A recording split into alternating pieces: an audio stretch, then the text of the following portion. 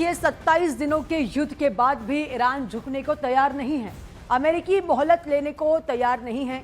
सवाल अब यह है कि ईरान की वो कौन सी ताकत है जो उसे झुकने को मजबूर नहीं कर पा रही है। इस ताकत में एक नाम उस एच फैक्टर का भी लिया जाता है जो ईरान के लिए मर मिटने को तैयार रहते हैं। देखिए,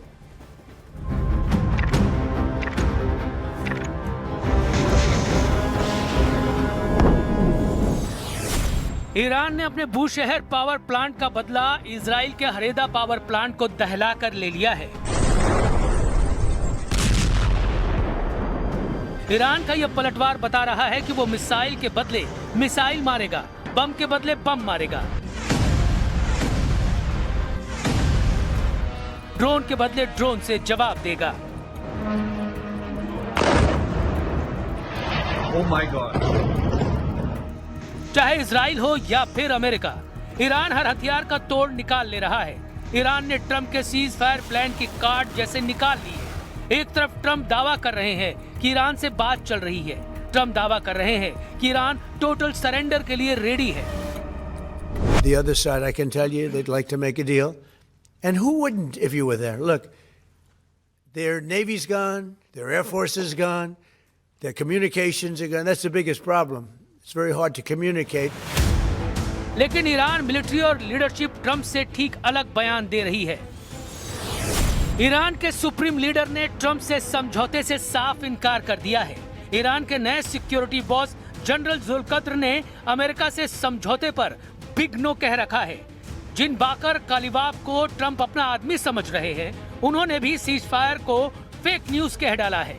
तब अमेरिका ने ईरान में किसे साथ रखा है? वो कौन है जो ट्रंप से डील करने के लिए रेडी है?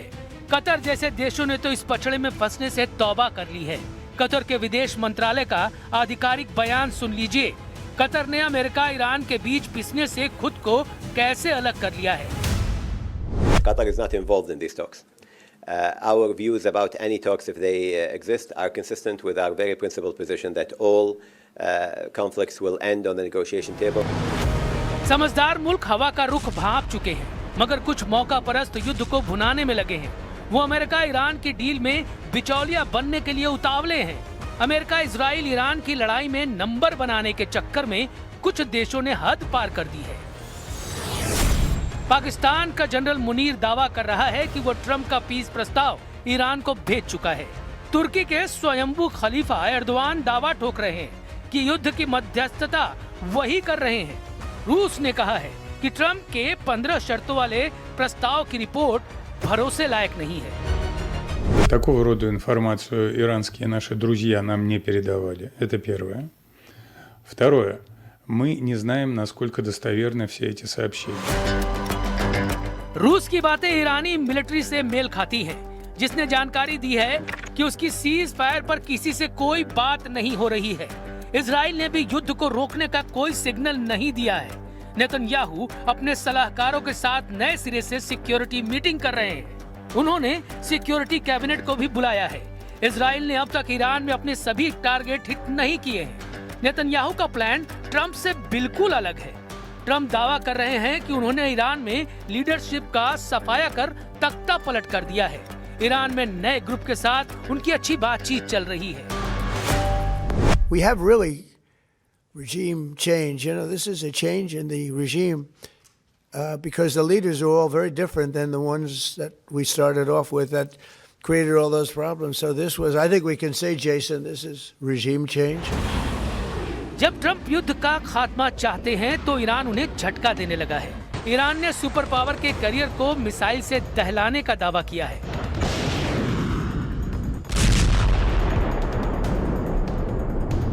ईरान ने कोस्टल क्रूज मिसाइल से लिंकर करियर को निशाना बनाने का ऐलान किया है। ईरान के जखीरे में कोस्टल क्रूज मिसाइलों की भरमार है, जिसमें कुछ की रेंज 2500 किलोमीटर तक है। जूनियर खमनेई की कुछ कुख्यात कोस्टल क्रूज मिसाइलों की डिटेल जान लीजिए। ईरान रेवोल्यूशनरी गार्ड के navy Abu Mahdi coastal cruise missile से लैस है, जिसकी रेंज 2500 किलोमीटर तक है। ईरान नेवी के पास होवेजे क्रूज मिसाइल है, जो सतह से सतह पर सभी मौसम में हमला करती है। ईरान की सोमार लंबी दूरी की क्रूज मिसाइल है, जो जमीनी टारगेट को निशाना बनाती है। इसके साथ राद, नस्र 1 और कौसर ईरान की बदनाम कोस्टल क्रूज मिसाइलें हैं। समंदर से जमीन पर चलिए, ये इराक में ट्रंप का विक्ट्री कैंप है। ईरान समर्थक लड़ाकों ने सुपर पावर के विक्ट्री कैंप को धुआं कर रखा है। ड्रोन कैमरे से ली गई तस्वीरों में ट्रंप के मिलिट्री कैंप पर बम धमाके साफ देखे जा सकते हैं। बगदाद एयरपोर्ट के करीब यह हमला हुआ है, जहां अमेरिका का ग्रीन जोन है। मतलब इराक में ईरान समर्थक लड़ाकों ने सुपर पावर को घेर कर मारना शुरू कर दिया है। ईरान ने अमेरिका की तरह इजराइल पर भयानक हमले तेज कर दिए हैं। इस्लामिक रेवोल्यूशनरी गार्ड कोर्प्स ने बताया कि सिर्फ 24 मार्च की रात को ही 220 मिसाइलें एक साथ इजराइल पर दागी गई। मतलब ये कि ईरान ने हर घंटे औसतन इजराइल पर 10 मिसाइलों की बौछार की है। वहीं इजराइल डिफेंस फोर्सेस के मुताबिक इजराइल के मल्टीलेयर एयर डिफेंस सिस्टम ने ईरान की 70% मिसाइलों को हवा में मार गिराया है। बावजूद इसके आयरन डोम, एरो सिस्टम और डेविड स्लिंग को चीरकर 30% मिसाइलों ने इजराइल को भारी नुकसान पहुंचाया है।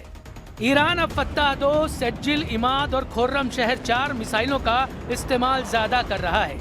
इनमें कुछ मिसाइलों में क्लस्टर वॉरहेड लगे हुए हैं जो भारी तबाही मचा रहे हैं। ईरान के घातक पलटवार शुरू करने के बाद ट्रंप को यूरोप के देशों ने इराक जैसी हार की वार्निंग देनी शुरू कर दी है। स्पेन के प्रधानमंत्री पेड्रो सांचेज ने ईरान वार के साइड इफेक्ट बताकर यूरोप को अलर्ट रहने को कहा है। Puede que este desastre de Irán pase pronto o puede que la pesadilla de Irak se repita, pero en esta ocasión multiplicado por N. युद्ध का खात्मा जल्द हो, इसकी उम्मीद सब लगा रहे हैं। ईरान ने भी सिग्नल दिए हैं कि उसकी शर्तों पर ट्रंप अगर राजी हैं तो युद्ध रुक सकता है, लेकिन ये शर्तें ट्रंप को हजम होंगी इसकी गारंटी नहीं। ईरान चाहता है कि फारस की खाड़ी और पश्चिमी एशिया में सभी अमेरिकी सैन्य ठिकानों को बंद कर अमेरिका वापस लौट जाए।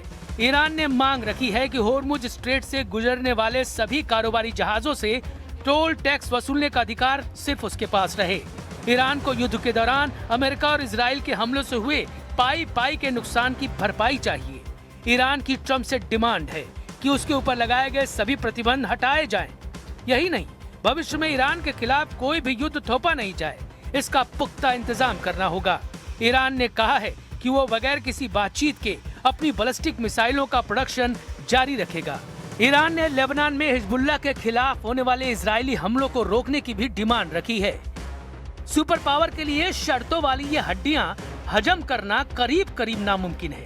वहीं ईरान साफ कर चुका है कि वो खाड़ी से इस बार अमेरिका को खदेड़ने के बाद ही रुकेगा।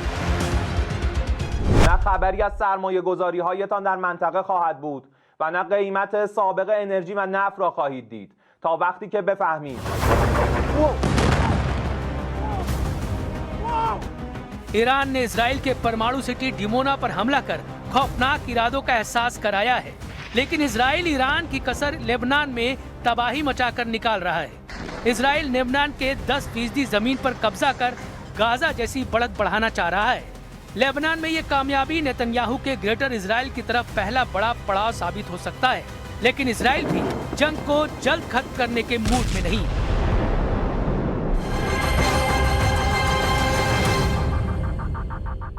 और बात ईरान की, क्योंकि ईरान के खिलाफ ग्राउंड ऑपरेशन शुरू करने के पहले सिग्नल मिल चुके हैं। डोनाल्ड ट्रंप ने कह दिया है कि वो अब सीज फायर नहीं करेंगे क्योंकि अमेरिका इस वक्त ईरान पर हावी है। लेकिन एक रिपोर्ट के मुताबिक इस पूरे ऑपरेशन में खाड़ी देश भी शामिल होने जा रहे हैं। ईरान को कुचलने के लिए 4 देशों ने मिलकर अब कसम खाई है।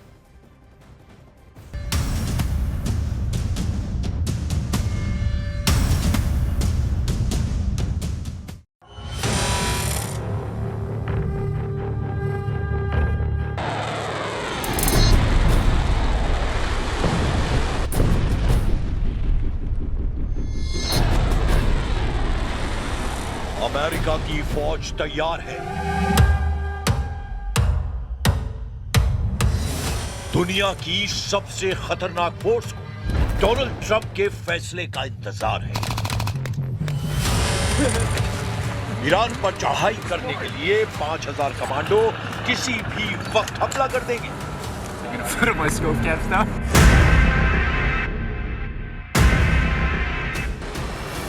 लेकिन इस फौज का ईरान में टारगेट क्या है, ये सबसे बड़ा सवाल है, क्योंकि 24 घंटे के अंदर युद्ध बदल चुका है। क्या डोनाल्ड ट्रंप अब ईरान के खार्क द्वीप पर नहीं बल्कि खुजेस्तान पर हमला करने जा रहे हैं? क्या अमेरिका के ग्राउंड ऑपरेशन में सऊदी अरब भी शामिल होगा? बहरीन, कुवैत, यूएई और कतर भी ईरान से लड़ने के लिए फौज भेजेंगे? क्या ईरान के खिलाफ खाड़ी देशों को मिलाकर अमेरिका ने शुरू कर दी है वर्ल्ड वॉर?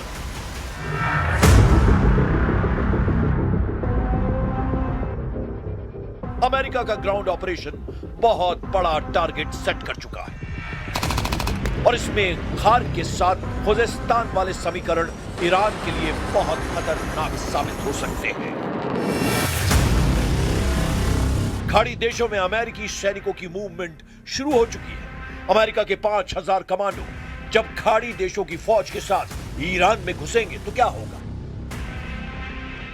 यह जानने से पहले खार्क और खुजेस्तान के बारे में बहुत जरूरी बातें समझ लीजिए। मैप पर देखिए, यह है खार्क द्वीप, यह फारस की खाड़ी में है, जबकि मेनलैंड ईरान में यह जगह है खुजेस्तान। इस इलाके में ईरान का बॉर्डर इराक से लगता है। ये दोनों जगह इस वक्त युद्ध के हॉट पॉइंट बने हुए हैं। खार्क द्वीप पर ईरान के तेल निर्यात का टर्मिनल है।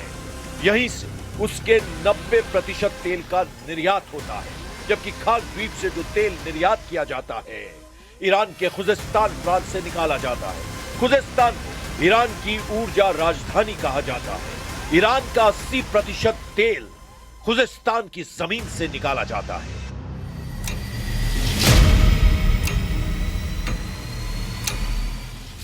सवाल है कि क्या अमेरिका और उसके साथी खाड़ी देश फौज लेकर ईरान पर चढ़ाई करने जा रहे हैं? तो कहां पर हमला करेंगे? उनका हमला खार्क पर होगा या फिर खुजेस्तान पर होगा?